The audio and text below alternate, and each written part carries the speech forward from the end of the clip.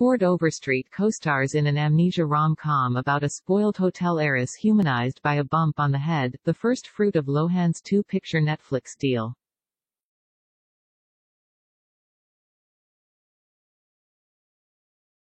If you're going to do an overboard knockoff that slides into the generic sludge of sentimental holiday season rom-com, then at least find a couple of leads with the charisma and chemistry to pull it off.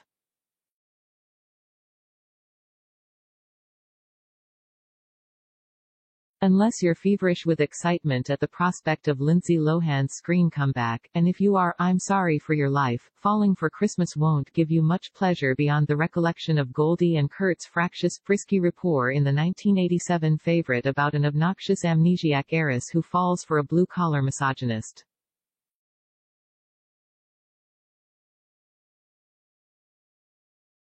As a model for stars with terrific comedy chops elevating mediocre material, there are worse starting points.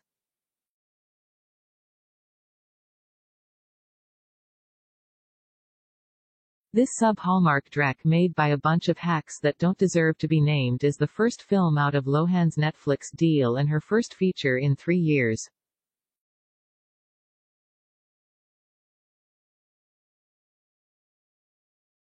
Not to beat up on a former child star who has overcome more than her share of demons, but if this is the best vehicle she could find, waiting another 3 might not have been a bad idea.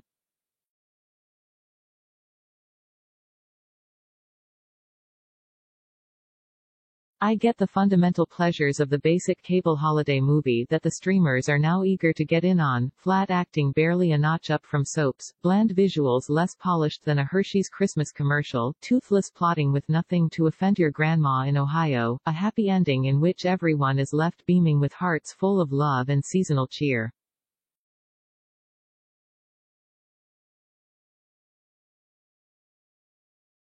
But even that formula demands a modicum of humor and verve. Lohan plays Sierra Belmont, daughter of a wealthy hotel magnate, which right away made me wish they had meta-cast Paris Hilton.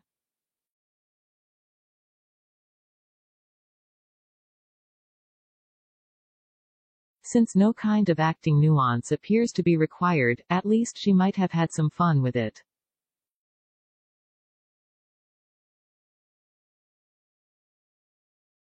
When we first meet Sierra, she's been flown up by her father Beauregard, Jack Wagner, in his private plane to his luxury ski resort to discuss keeping her out of trouble by appointing her vice president of atmosphere.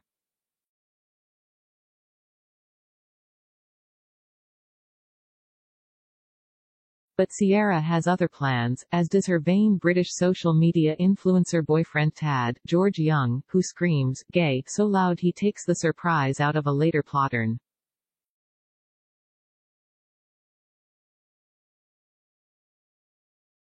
Sierra is assigned a personal assistant, Chase Ramsey, and a glam squad to prepare her for lunch with Daddy, and much ado is made of her choosing an ugly-ass firetruck red onesie identified as the Valenyagi.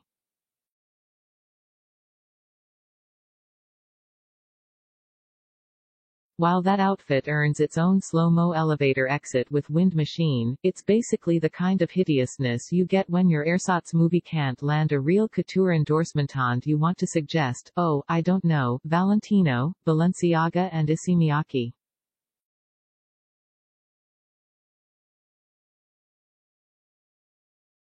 Equally inauthentic is romantic lead Cord Overstreet, who's what you get in place of a Chris Hemsworth.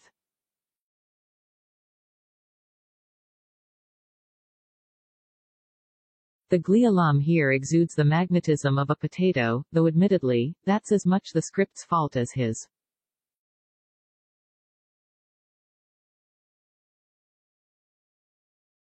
Overstreet plays Jake Russell, the cash-strapped owner of a far more modest family-run mountain retreat, the North Star Lodge, who's just been turned down by Beau for an investment stake when he collides with Sierra and spills cocoa on the Valenyagi.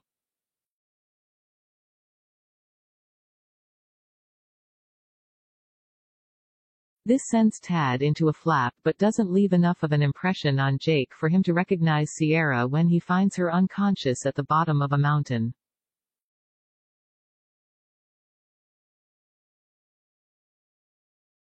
That happens after Tad proposes in the middle of a mountaintop Instagram photo op and Sierra goes for a tumble, colliding with a tree.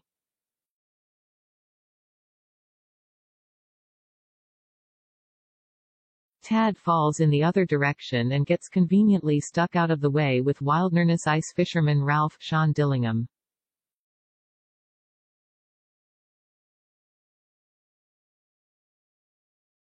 Since Jake's struggling establishment has plenty of spare rooms in the run-up to Christmas, he volunteers to put the unidentified Sierra up at the North Star, where she bonds with her recently widowed rescuers' plucky daughter Ava, Olivia Perez, and kindly mother-in-law Alejandra Flores.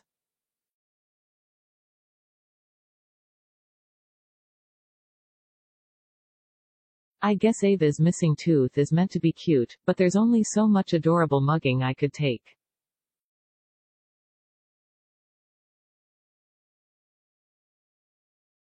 Unlike Kurt Russell's overboard character, sad-eyed Jake is too nice to exploit his memory-deprived guest, but she decides to pitch in anyway.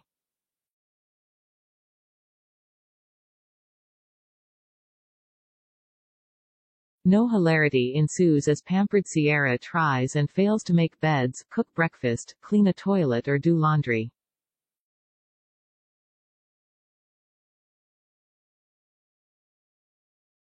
Paris would have killed this, she's already done most of it on The Simple Life. But when they visit a Christmas market in town and a twinkly-eyed old Santa type, Bus Riley, gets wind of Ava's secret wish, things begin to shift.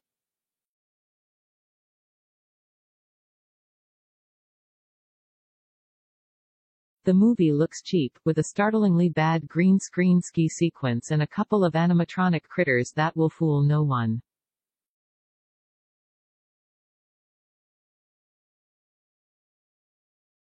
The main expense seems to be the holiday songs plastered all over the soundtrack.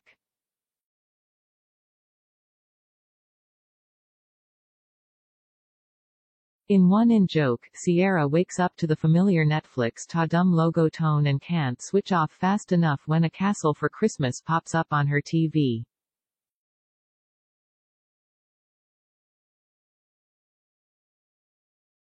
But at least that Yuletide entry had a gorgeous location and charming leads in Brooke Shields and Cary Elwes.